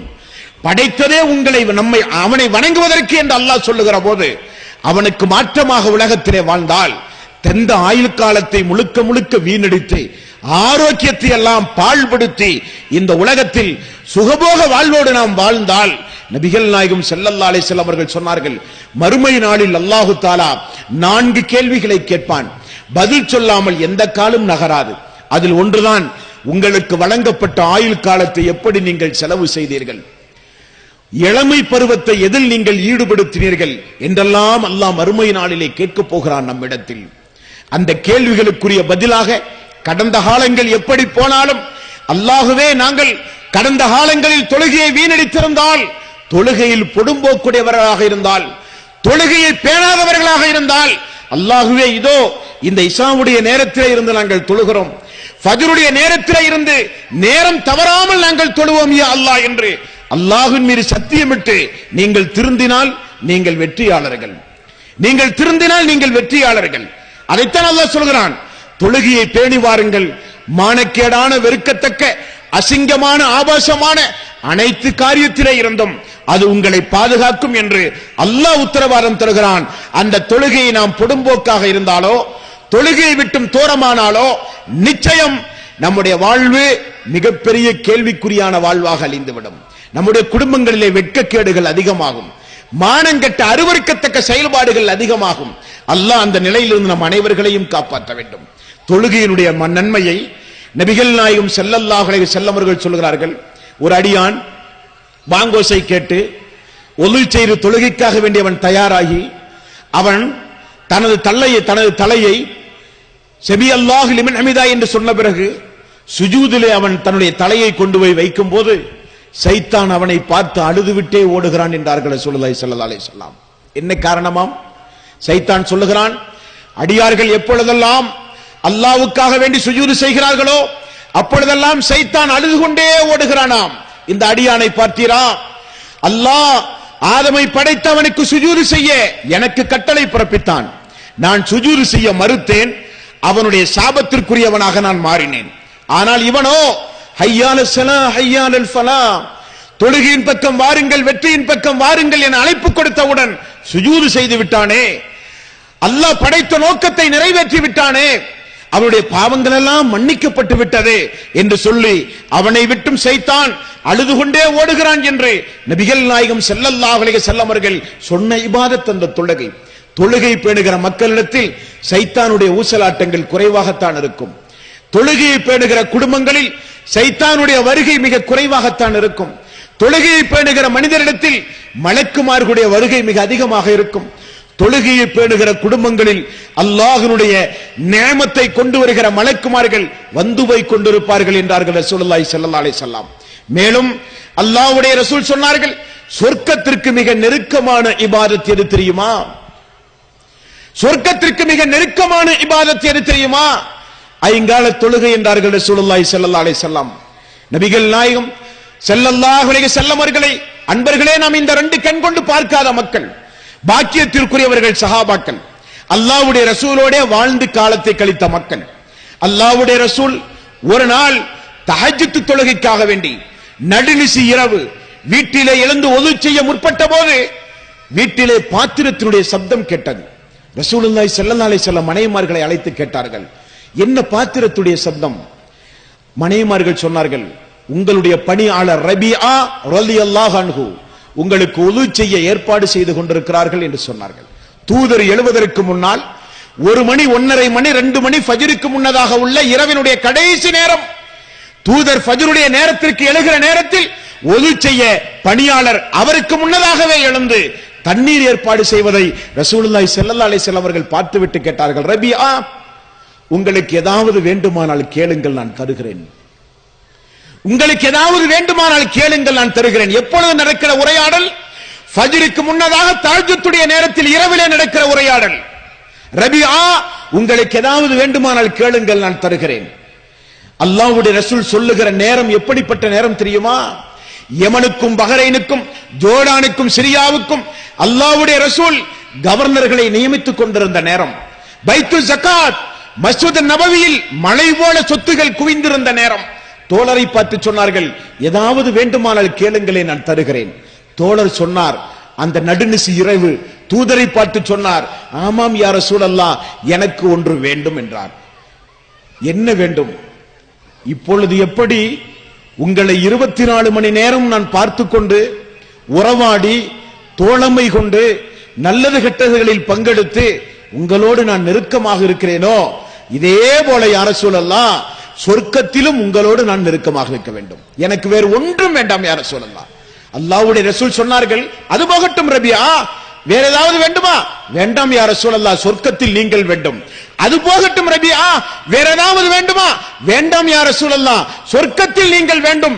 உங்களோடு சொர்க்கத்தில் ஒன்றாக நாங்கள் இருக்க வேண்டும் என்று சொன்னபோது ரசூலுல்லாஹி ஸல்லல்லாஹு அலைஹி வஸல்லம் அவர்கள் எந்த இபாதத்தை செய்தால் தன்னோடு சொர்க்கத்தில் இருக்கலாம் என்று ரசூலுல்லாஹி ஸல்லல்லாஹு அலைஹி வஸல்லம் அவர்கள் சொன்னார்கள் தெரியுமா? அப்படியானால் ரபிஆ, அல்லாஹ்வுக்கு அதிகம் சுஜூது செய், அல்லாஹ்வுக்கு அதிகம் சுஜூது செய்து எனக்கு நீங்கள் உதவி செய்யுங்கள் என்றார்கள் நபிகள் நாயகம் ஸல்லல்லாஹு அலைஹி வஸல்லம். அல்லாஹ்வுடைய ரசூலோடு சொர்க்கத்தில் ஒன்றாக இருக்கிற பாக்கியத்தை பெற்று தருகிற ஒரு இபாதத் இந்த தொழுகை என்று சொன்னபோது இந்த தொழுகையை வீணடிக்கலாமா? இந்த தொழுகையுடைய விஷயத்தில் பொடும்போக்காக இருக்கலாமா? எத்தனையோ அன்பர்களை நாம் பார்க்கிறோம், அவருடைய வாழ்விலே ஃபஜ்ருடைய தொழுகையே கிடையாது. எத்தனையோ சகோதரிகளை நாம் பார்க்கிறோம், ஃபஜ்ர் என்பதை அவருடைய வாழ்விலே கேள்விக்குறியானது. எப்பொழுது தூங்கி எழுகிறார்களோ அப்பொழுதுதான் ஃபஜ்ர். அதுவல்ல தொழுகை, அதுவல்ல தொழுகை. அல்லாஹ்வுடைய ரசூல் நமக்கு நஷ்டப்பட்டு விடுவார், மறுமையிலே தூரமாகி விடுவோம். அல்லாஹ்வுடைய ரசூலை விட்டு மறுமையிலே நாம் தூரமாகி விடுவோம். காரணம், தொழுகை என்பது சாதாரணப்பட்ட ஒரு இபாதத் அல்ல. அல்லாஹு அக்பர் என்று தக்பீர் கட்டியது முதல் சலாம் கொடுக்கிற வரை ஓதுகிற ஒவ்வொரு நிலைகளிலும் ஓதி ஓதி தஸ்பீஹ் செய்கிற ஒவ்வொரு வார்த்தையையும் ரசூலுல்லாஹி ஸல்லல்லாஹு அலைஹி வஸல்லம் அவர்கள் என்ன சொன்னார்கள் தெரியுமா? தொழுகை என்பது அல்லாஹ்விடத்தில் நடத்தப்படுகிற ஒரு ரகசிய உரையாடல் என்றார்கள். தொழுகை என்பது சாதாரண இபாதத் அல்ல. தொழுகை என்பது அல்லாஹ்விடத்திலே நடத்தப்படுகிற ஒரு ரகசிய உரையாடல் தொழுகை என்றார்கள் நபிகள் நாயகம் ஸல்லல்லாஹு அலைஹி வஸல்லம். அப்படியானால் வஜ்ஹத், சூரத்துல் ஃபாத்திஹா, ஃபாத்திஹாவுக்கு போதுகிற பிறகு ஓதுகிற துணை சூறாக்கள், ருக்கு, சுஜூத், அத்தஹியாத் போன்ற அமர்களில் ஓதுகிற தஸ்பீஹ்கள், துஆக்கள், இறை வசனங்கள் அனைத்தும் அல்லாஹ்விடத்திலே நடத்தப்படுகிற ரகசிய உரையாடல் என்றார்கள் நபிகள் நாயகம் ஸல்லல்லாஹு அலைஹி வஸல்லம். உங்களுக்கு தெரியுமா, தொழுகைக்கு முன்னால் ஒது செய்கிறோம், அது ஒண்ணு சாதாரணப்பட்ட ஒரு இபாதத் என்று நீங்கள் நினைத்து விடக்கூடாது. கைகால்களை கழுகிறோம், அவசர அவசரமாக பள்ளிக்குள் செல்கிறோம் என்றால் இனி இந்த உரைக்கு பிறகு கொஞ்சம் நிதானம் தேவை ஒது செய்யும் போது. காரணம், ஒது என்பது ஒரு மிகப்பெரிய ஒரு நன்மையை பெற்று தருகிற ஒரு காரியம். ரசூலுல்லாஹி ஸல்லல்லாஹு அலைஹி வஸல்லம் அவர்கள் சொன்னார்கள், வீட்டிலே இருந்து ஒது செய்து பள்ளியை நோக்கி அடியெடுத்து வருகிற மனிதனுக்குரிய நன்மை வேறு. ஒது செய்ய நீங்கள் அமரும் போது யாரிடத்திலும் பேசாமல் பிஸ்மியை கொண்டு துவக்கி கைகளை கழுவும் போது கை செய்கிற பாவம் மன்னிக்கப்படுகின்றது. முகம் கழுகிற போது கண்கள் செய்கிற பாவம் மன்னிக்கப்படுகின்றது. கைகளும் கால்களும் உறுப்புகள் எல்லாம் கழுவி முடிக்கிற போது அன்றைக்கு அந்த உறுப்புகள் செய்த பாவங்கள் எல்லாம் மன்னிக்கப்படுகிறது என்றார்கள் ரசூலுல்லாஹி ஸல்லல்லாஹு அலைஹி வஸல்லம். வுது செய்து முடித்தவுடன் அஷ்ஹது அல்லா இலாஹ இல்லல்லாஹ் வஹ்தஹு லா ஷரீக லஹு வ அஷ்ஹது அன்ன முஹம்மதன் அப்துஹு வ ரசூலுஹு என்று சொன்னால் சொர்க்கத்தினுடைய 8 வாசல்களையும் அல்லாஹ் திறந்து நீ விரும்பிய வாசல் வழியாக செல் என்று அல்லாஹ் சொல்லுவானாம். அதுபோக ஒலு செய்த பிறகு ஒலுவுக்காக 2 ரக்காத்து தொழுகையை யார் தொழுகிறார்களோ அவர்கள் அன்று பிறந்த பாலகனை போல முற்சென்ற பாவங்கள் எல்லாம் மன்னிக்கப்பட்டது என்றார்கள் நபிகள் நாயகம் ஸல்லல்லாஹு அலைஹி வஸல்லம். வீட்டிலே இருந்து ஒலு செய்து பள்ளியை நோக்கி நாம் நடந்து வருகிற போது ஒரு எட்டு எடுத்து வைத்தால் ஒரு பாவம் மன்னிக்கப்படுகிறது. ஒரு எட்டு எடுத்து வைக்கும் போது பதவிகள் உயர்த்தப்படுகிறது, அந்தஸ்துகள் உயர்த்தப்படுகிறது என்றார்கள் ரசூலுல்லாஹி ஸல்லல்லாஹு அலைஹி வஸல்லம். உங்களுக்கு ஒன்றை சொல்லவா? மறுமை நாளில் இந்த உம்மத்தோடு சேர்ந்து நின்று கொண்டு அல்லாஹ்வுடைய நீதிமன்றத்தில் அவருடைய விசாரணையை நீங்கள் சந்திக்க வேண்டுமானால் தொழுகை உங்களிடத்தில் இருந்தாக வேண்டும். அன்பர்களே, தொழுகை உங்களிடத்தில் இருந்தாக வேண்டும். ரசூலுல்லாஹி ஸல்லல்லாஹு அலைஹி வஸல்லம் பக்கீ என்கிற கபரிஸ்தானுக்கு ஒரு நாள், மஸ்ஜித் நபவிக்கு அருகில் இருக்கிற ஒரு மையவாடி கபரிஸ்தான், பக்கீ என்கிற கபரிஸ்தான். அந்த கபரிஸ்தானுக்கு ரசூலுல்லாஹி ஸல்லல்லாஹு அலைஹி வஸல்லம் சென்று அவர்களுக்காக வேண்டி பிரார்த்தனை செய்துவிட்டு திரும்பும் போது சஹாபாக்களை பார்த்து சொன்னார்கள், நான் எனது சகோதரர்களை அந்த நாளிலே நான் அடையாளம் கண்டுகொள்வேன் என்றார்கள், நான் அவர்களை எதிர்பார்க்கிறேன் என்றார்கள். சஹாபாக்கள் சொன்னார்கள், யா ரசூலல்லாஹ், நாங்கள் தானே உங்களுடைய சகோதரர்கள்? அல்ல, நீங்கள் எனது தோழர்கள், நீங்கள் எல்லாம் எனது தோழர்கள். என்னுடைய சகோதரர்கள் யார் தெரியுமா? அவர்கள் 2 கண் கொண்டு என்னை பார்க்காத மக்கள். நம்மை சொல்லுகிறார்கள் ரசூலுல்லாஹி ஸல்லல்லாஹு அலைஹி வஸல்லம். எனக்கு பிறகு வரப்போகிற மக்கள் அவர்கள் என்னை 2 கண் கொண்டு பார்க்காத மக்கள், அவர்களை நான் அடையாளம் கண்டுகொள்வேன் என்றார்கள் ரசூலுல்லாஹி ஸல்லல்லாஹு அலைஹி வஸல்லம். நம்மை அடையாளம் கண்டுகொள்வார் அல்லாஹ்வுடைய ரசூல். சஹாபாக்கள் கேட்டார்கள், எப்படியா ரசூலல்லாஹ்? ஆதம் அலைஹிஸ்ஸலாத்து வஸ்ஸலாம் அவர்களிலே இருந்து உலகம் அழிகிற மக்கள் வரை கோடான கோடி மக்கள் நிற்கிற அந்த மஹ்ஷர் மைதானத்தில் இவர்களெல்லாம் எனது தோழர்கள், சகோதரர்கள் என்று எப்படி நீங்கள் அடையாளம் கண்டுகொள்வீர்கள் என்று கேட்டபோது ரசூலுல்லாஹி ஸல்லல்லாஹு அலைஹி வஸல்லம் அவர்கள் சொன்னார்கள், கருப்பு நிற ஒட்டக கூட்டத்திற்கு மத்தியில் ஒரு வெள்ளை ஒட்டகம் இருந்தால் அதற்குரியவன் அதை அடையாளம் கொண்டுவதில் ஏதாவது சிரமம் இருக்குமா என்று கேட்டார்கள். இல்லையா ரசூலல்லாஹ், அதே போலத்தான் மனித கூட்டங்கள் மறுமை நாளில் கோடான கோடி மனித கூட்டங்களுக்கு மத்தியில் எனது உம்மத்தை மட்டும் தனியாக நான் அடையாளம் கண்டுகொள்வேன். எனது உம்மத்திற்கு அல்லாஹ் மறுமை நாளில் ஒது செய்கிற காரணத்தினால், தொழுகையை பேணுகிற காரணத்தினால், தொழுகைக்கு முன்னால் செய்யப்படுகிற ஒதுவுடைய காரணத்தினால், ஒது செய்கிற அந்த தண்ணீர் எங்கெல்லாம் படுகிறதோ அங்கெல்லாம் பிரகாசமாக கைகளும் முகங்களும் ஜொலித்துக் கொண்டு மக்கள் நிற்பார்கள். அந்த கூட்டத்திற்கு மத்தியில் அவர்கள் மட்டும் நான் அடையாளம் கண்டுகொண்டு இவர்கள் எனது சமுதாயம் என்று நான் சொல்லுவேன் என்று ரசூலுல்லாஹி ஸல்லல்லாஹு அலைஹி வஸல்லம் அவர்கள் சொன்னார்கள் என்றால், அன்பிற்குரிய தாய்மார்களே, அன்பிற்குரிய பெரியோர்களே, இளைஞர்களே, சகோதரர்களே, ஒது செய்து தொழுகையை நிறைவேற்றினால் தான் அந்த மனித கூட்டங்களுக்கு மத்தியில் அல்லாஹ்வுடைய ரசூல் நம்மை அடையாளம் கண்டுகொண்டு இவர்கள் எனது சமுதாயம் என்று சொல்லுவார்கள் என்றால் தொழுகை எந்த அளவுக்கு முக்கியம், தொழுகை எந்த அளவுக்கு முக்கியம், அந்த தொழுகையுடைய விஷயத்தில் எந்த அளவுக்கு நாம் ஜாக்கிரதையாக இருக்க வேண்டும். உங்களுக்கு ஒன்றை சொல்லவா? மறுமையை பொறுத்தவரையில் ரசூலுல்லாஹி ஸல்லல்லாஹு அலைஹி வஸல்லம் அவர்கள் சொன்னார்கள், மறுமையில் நிழல் எங்குமே இருக்காது. அது ஒரு வெட்டவெளி மைதானம், எங்குமே மரமோ செடிகளோ நிலோ எங்குமே இருக்காது. அல்லாஹ்வுடைய அரிசுடைய நிழல் மட்டும்தான் இருக்கும். அல்லாஹ்வுடைய அரிசை 8 மலக்குமார்கள் சுமந்து வருவார்கள். மக்கள் மத்தியில் தீர்ப்பு சொல்ல அல்லாஹ் வருவான். அவனுடைய அரிசு கொண்டு வரப்படும். அந்த அரிசுக்கு அடியில் கொஞ்சம் நிழல் இருக்கும். அந்த நிழலை அல்லாஹு தஆலா 7 சாராருக்கு கொடுப்பதாக நபிகள் நாயகம் ஸல்லல்லாஹு அலைஹி வஸல்லம் அவர்கள் சொன்னார்கள். அந்த 7 சாராரில் யார் தெரியுமா? வணக்க வழிபாட்டில் ஊறி தழைத்த இளைஞர் என்றார்கள் ரசூலுல்லாஹி ஸல்லல்லாஹு அலைஹி வஸல்லம். ஒன்று முடியாத தள்ளாத வயதில் பேரம்பேத்திகளை எடுத்து நிம்மதியை தேடி முதிய வயதை அடைந்த பிறகு பள்ளியில் போய் முடங்கி கிடக்கிறவர்களுக்கு சொல்லப்பட்டதல்ல, இளமை பருவத்தில் இருக்கிற இளைஞர்களுக்கு சொன்னார்கள் ரசூலுல்லாஹி ஸல்லல்லாஹு அலைஹி வஸல்லம். இளமை பெண்களுக்கு சொன்னார்கள் அல்லாஹ்வுடைய ரசூல். இளமை பருவத்தில் அல்லாஹ்வுக்காக வணக்க வழிபாடு செய்தவர்கள் அரிசுடைய நிழலுக்குரியவர்கள். மேலும் அல்லாஹ்வுடைய ரசூல் இனி ஒரு சாராரை சொன்னார்கள், அல்லாஹ்வுடைய பள்ளியோடு அதிகம் தொடர்பு வைத்துக் கொண்டிருந்த மக்கள். அல்லாஹ்வுடைய பள்ளியோடு அதிகம் தொடர்பு வைத்துக் கொண்டிருந்த மக்கள். ஆனால் இன்றைக்கு சமுதாயத்துடைய நிலைமை என்ன தெரியுமா? சமுதாயத்துடைய நிலைமை என்ன தெரியுமா?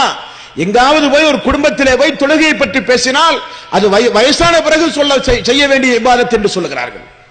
அதெல்லாம் பள்ளியிலே இருக்கிற மோதினார்கள், பள்ளியிலே இருக்கிற இமாம்கள் நிறைவேற்ற வேண்டிய இபாதத் என்று சொல்லுகிறார்கள். அது ஒரு கேவலமான ஒரு இபாதத்தாக இன்றைக்கு மனித சமுதாயத்தில் கருதுகிற ஒரு நிலை உருவாகிவிட்டது. இன்றைக்கு படித்தவர்கள் மத்தியில் இஸ்லாம் இன்றைக்கு கேள்விக்குறியாகிவிட்டது. சலாம் சொன்னால் கூட பதில் சொல்லாத நிலைமை, தாடி போன்ற சுன்னத்துகள் பேணப்படாத நிலைமை, அல்லாஹுவை குறித்தோ ரசூலை குறித்தோ வேதத்தை குறித்த எந்த ஒரு ஞானமும் இல்லாத ஒரு நிலைமை, தொழுகையை பற்றி பேசினால் பரிகாசம் செய்கிற ஒரு நிலைமை.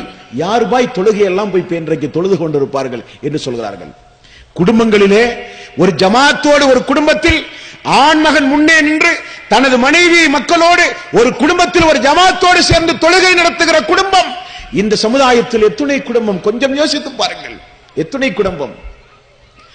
இஸ்லாம் அல்லாதவர்கள் எல்லாம் இந்துக்களானாலும் கிறிஸ்தவர்களானாலும் வீடுகள் கட்டுகிற போது அந்த வீட்டில் ஒரு பூஜை அறை என்று ஒரு அறை வைத்திருப்பார்கள்.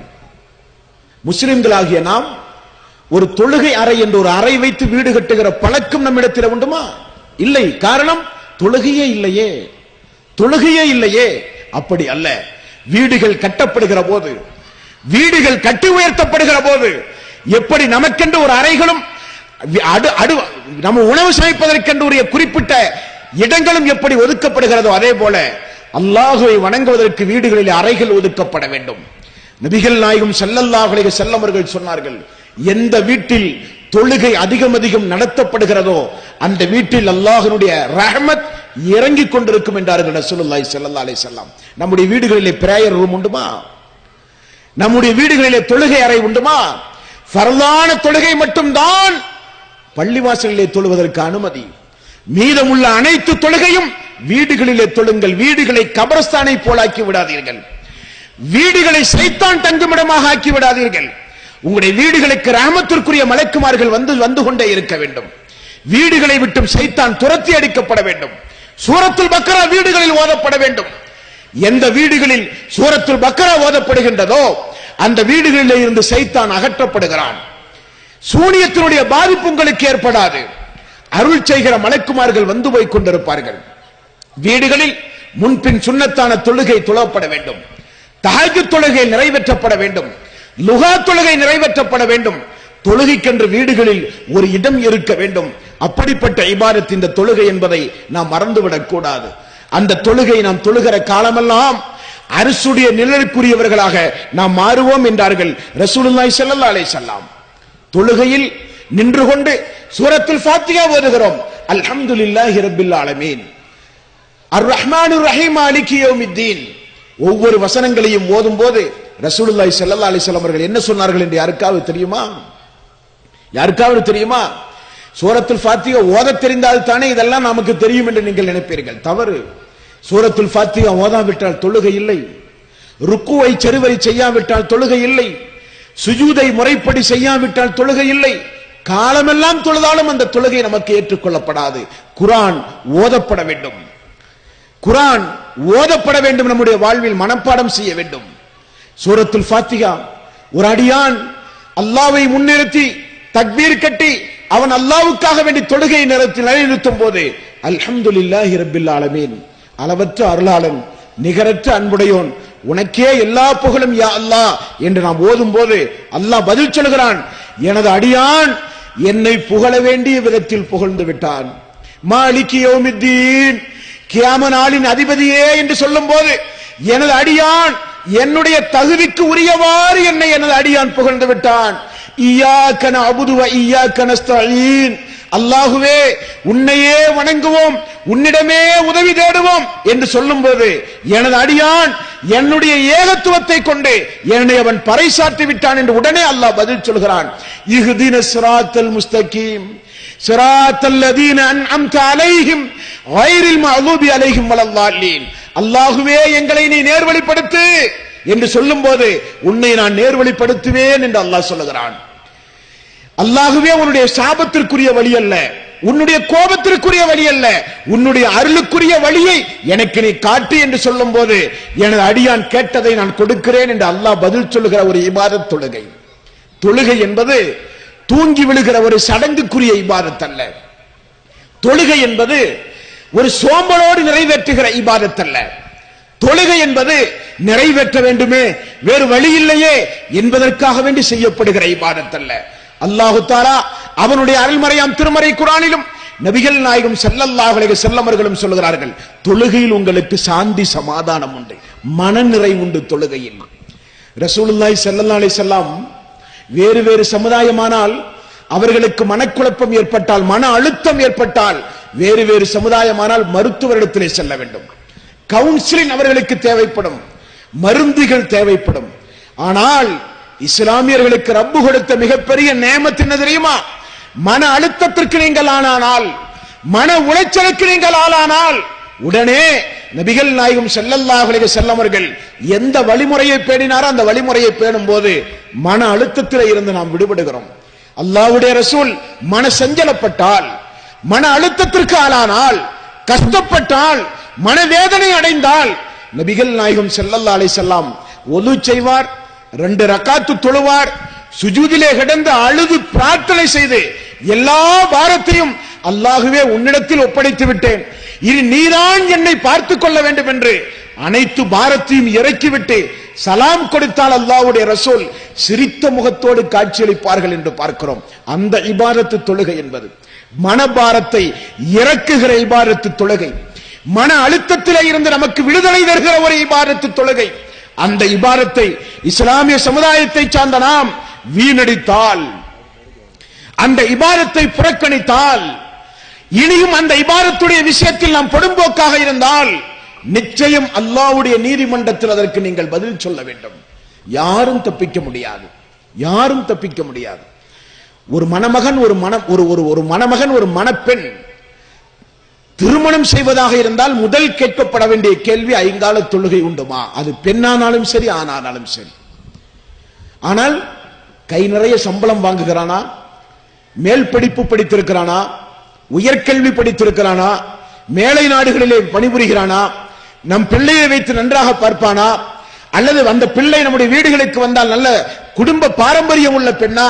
அதற்கு முதலாக பார்க்க வேண்டியது தொழுகை உண்டுமா, ஐங்கால தொழுகை, தொழுகை உண்டுமா? அந்த சம்பந்தம் அல்லாஹ்வுடைய பர்க்கத்திற்குரிய சம்பந்தம். அல்லாஹ் அவனுடைய அருள்மறையாம் திருமறை குர்ஆனில் 19வது அத்தியாயத்தின் 59வது வசனத்தில் அல்லாஹ் சொல்கிறான், ஃபஹலஃப மின் பஅதிஹிம் ஹல்ஃபுன் அல்லாஹு ஸலாத வத்தபஉ ஸஹவாதி ஃபஸௌஃப யல்கௌன ஐயா. இவர்களுக்கு பிறகு ஒரு வழிகட்ட கூட்டத்தார்கள் வருவார்கள், அவர்கள் தொழுகையை பாழ்படுத்துவார்கள் என்று அல்லாஹ் சொல்கிறான். தொழுகையை பாழ்படுத்துகிற மக்கள் வழிகட்ட கூட்டத்தார்கள் என்று அல்லாஹ் சொல்கிறான். தொழுகையை பாழ்படுத்திய மக்கள் வழிகட்டிலே உள்ள மக்கள் என்று அல்லாஹ் சொல்கிறான். அந்த நிலை உருவாகும் என்று அல்லாஹ் ரப்பல் ஆலமீன் திருக்குர்ஆனிலே சொல்கிறான். 5வது அத்தியாயத்தின் 58வது வசனம், நீங்கள் யாரை நண்பர்களாக ஆக்கிக் கொள்ள வேண்டும் என்று அல்லாஹ் சொல்கிறான். உங்களுக்குரிய நண்பர்கள் யார்? உங்களுக்குரிய நண்பர்கள் யார்? வைதா நாதைத்தும் இல ஸலாத்தி தஹதுஹா ஹுஸுவம் வலஇபா.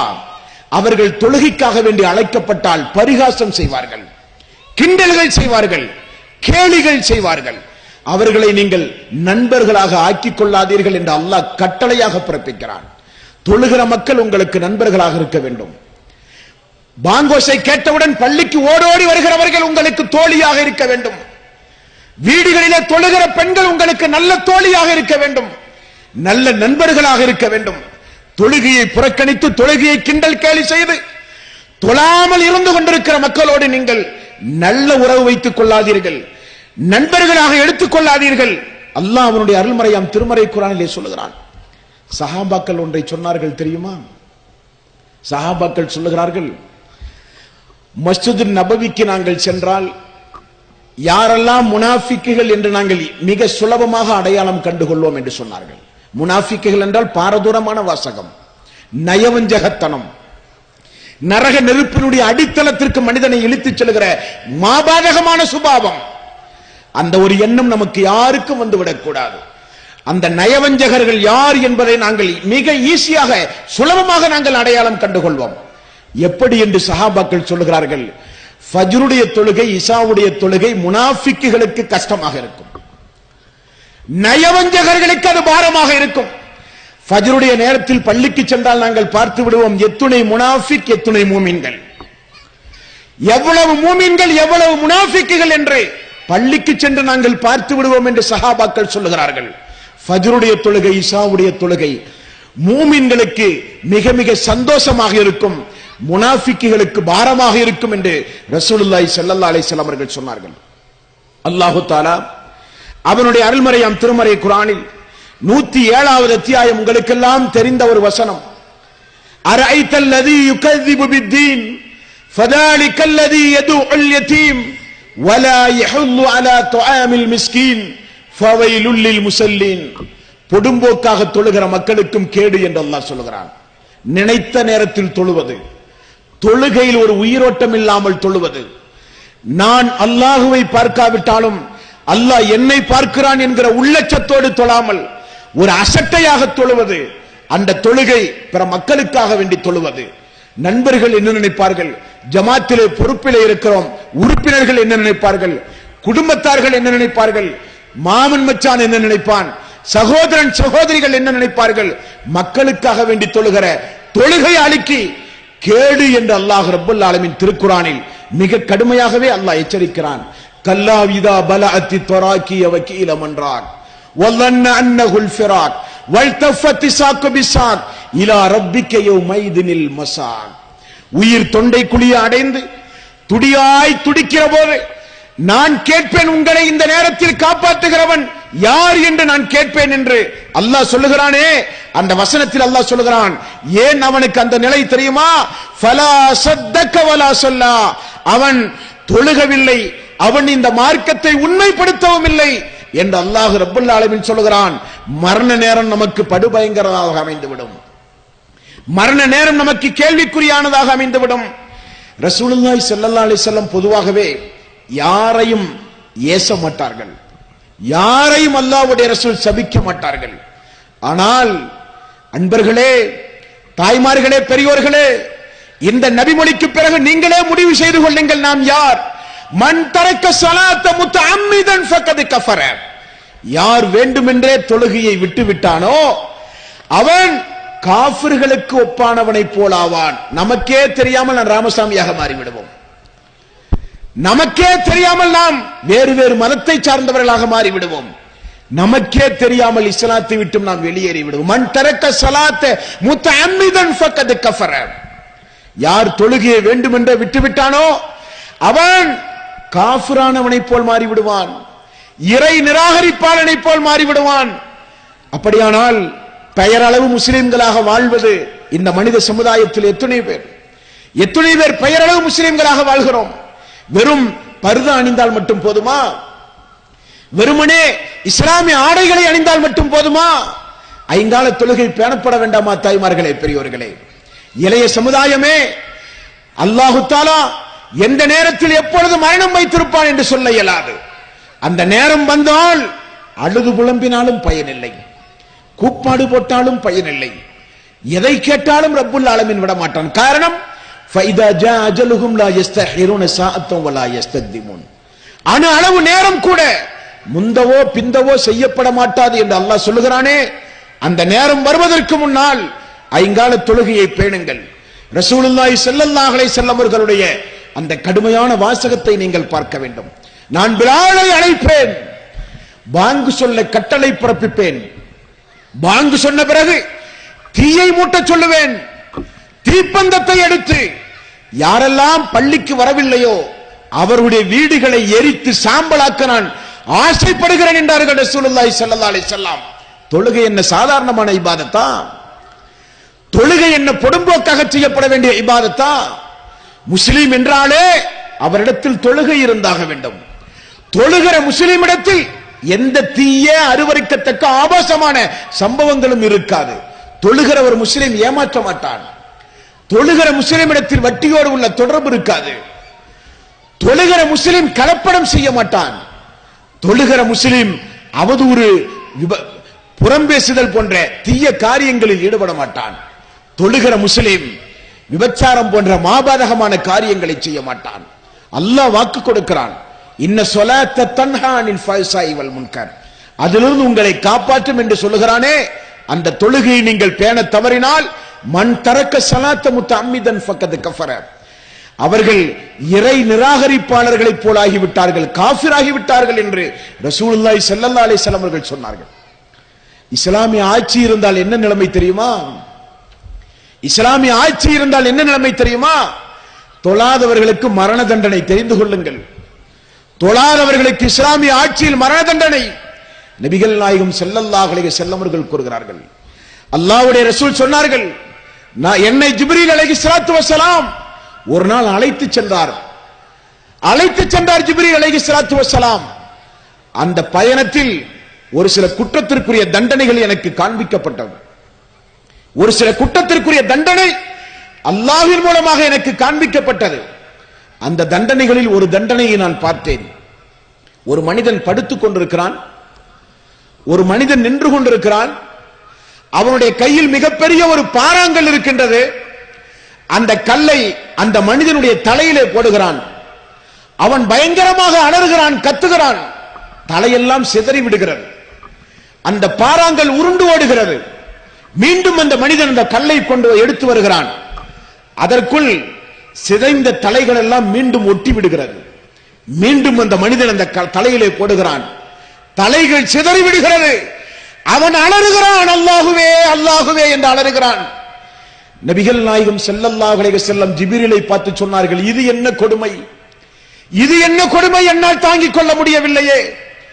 என்ன குற்றத்திற்காக இந்த தண்டனை என்று கேட்டபோது ஜிப்ரீல் அலைஹிஸ்ஸலாத்து வஸ்ஸலாம் அவர்கள் சொன்னார்கள், மக்கள் தொழும் பொழுது இவன் தூங்கியவன், மக்கள் தொழுகைக்காக வேண்டிய அழைப்பு கொடுத்த போது அழைப்பை புறக்கணித்தவன், தொழாமல் உறங்கியே தன்னுடைய வாழ்வை கழித்தவன், தொழுகையை புறக்கணித்தவன், அவனுக்குத்தான் இந்த தண்டனை, கியாம நாள் வரை கபிரிலே கொடுக்கப்படுகிற தண்டனை என்பதை நாம் மறந்துவிடக் கூடாது. கபிரில் கொடுக்கப்படுகிற தண்டனை நாம் மறந்துவிடக் கூடாது. ரசூலுல்லாஹி ஸல்லல்லாஹு அலைஹி வஸல்லம் அவர்கள் சொன்னார்கள், உங்களுக்கு ஒன்றை சொல்லவா? மறுமை நாளில் அல்லாஹ் ரப்பல் ஆலமீன் எல்லோரையும் எழுப்பி நிப்பாட்டப்பட்டால் கேட்கப்படுகிற முதல் கேள்வி தொழுகையை குறித்து. காரணம், நோன்பு, ஜக்காத், ஹஜ் எல்லாம் நான் ஆரம்பத்தில் சொன்னதைப் போல அதற்கு உரிய வசதி வாய்ப்புடைய மக்களிடத்தில் கேட்கப்பட வேண்டிய கேள்வி.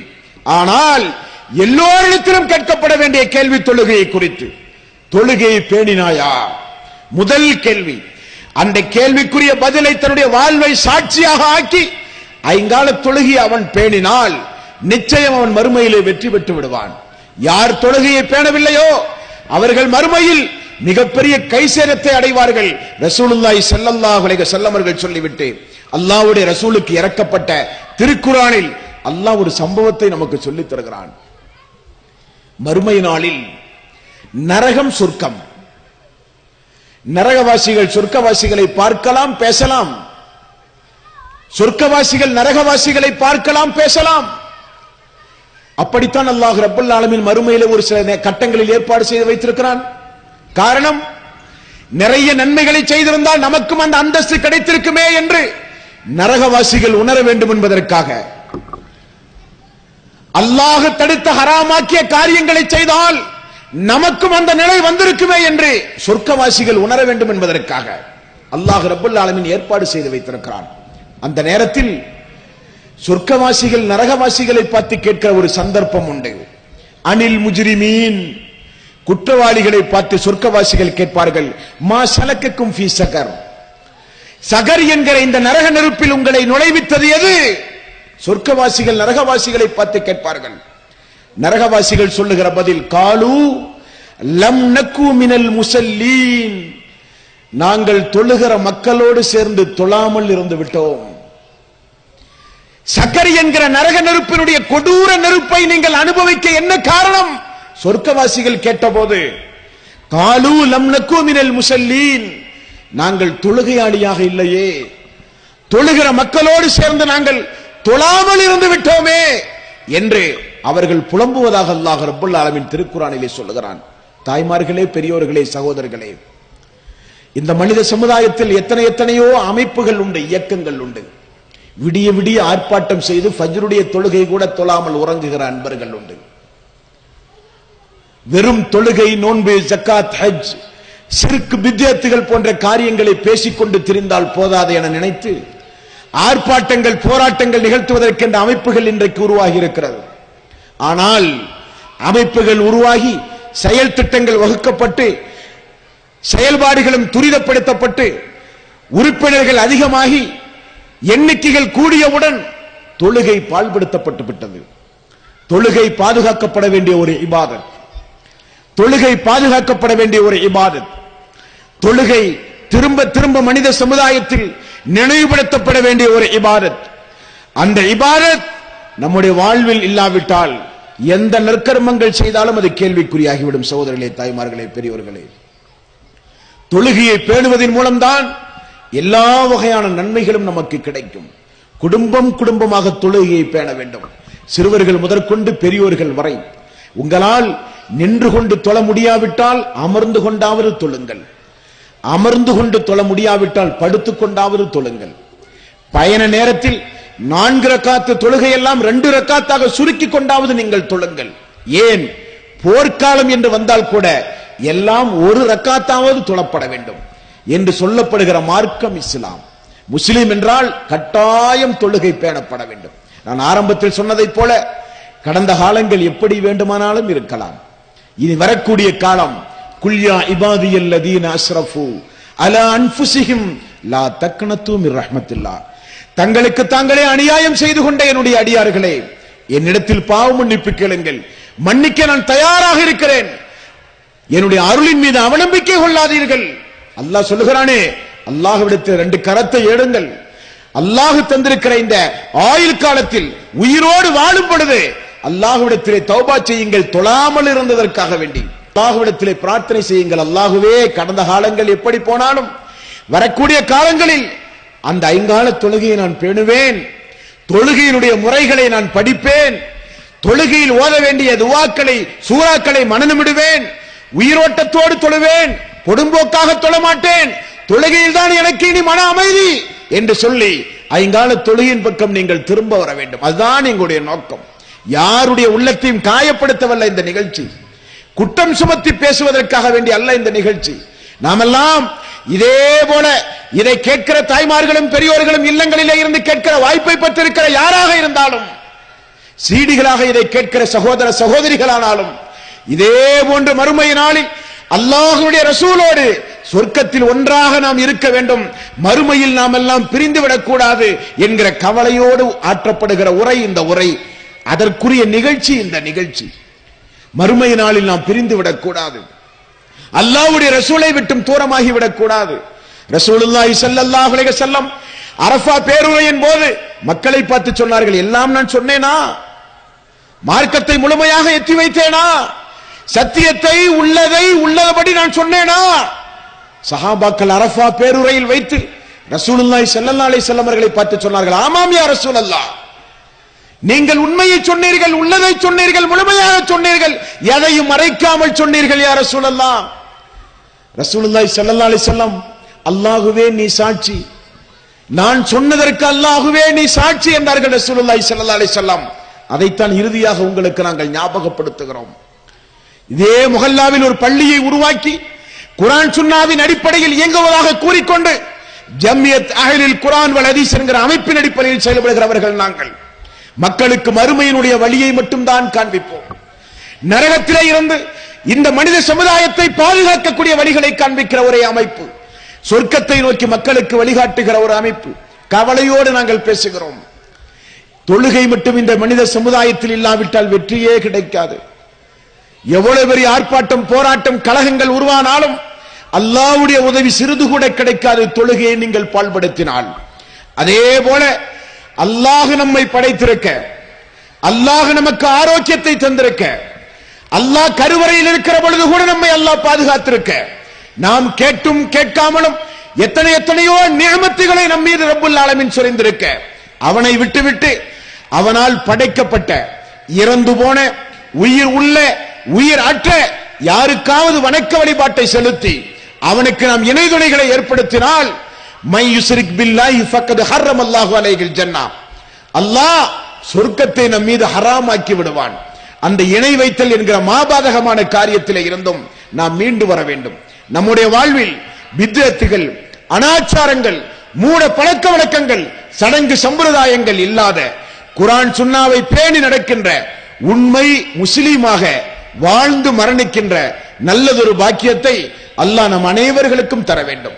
கடந்த காலங்களில் நாம் செய்து போன குற்றங்குறைகளை, பாவமான காரியங்களை அல்லாஹ் பெரிதுபடுத்தாமல் உலகத்திலேயே அல்லாஹ் அதை மன்னிக்க வேண்டும்.